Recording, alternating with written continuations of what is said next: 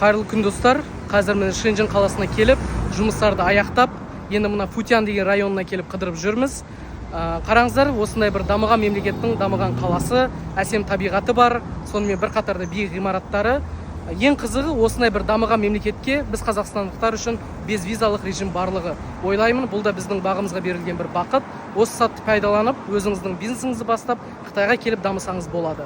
Ал енді Қытайға қалай барам, бизнесті қалай бастаймын, немесе тауарды сенімді түрде қалай алдыртам деген сұрақтар сізді мазалап жүрсе, мен Джабо Мажримов 2,5 жылдан астам уақыт Қытайдың көптеген қалаларында болып, көптеген завод фабрикалармен тікелей жұмыс жасадым, көптеген клиент риза болды. Енді қазіргі күнде осы Инстаграмда өзімнің влогымды дамытып, көптеген клиенттерге өзімнің пайдамды тигізіп жатырмын. Сізде подписка басып, лайк басып, подписка болыңыз. Тез күндерде осы тур жасау ниетімізде бар. Сонымен бір қатарда Қытай жайлы қызықты ақпараттарды, бизнес ақпараттарды менің парақшамда біле отырасыздар.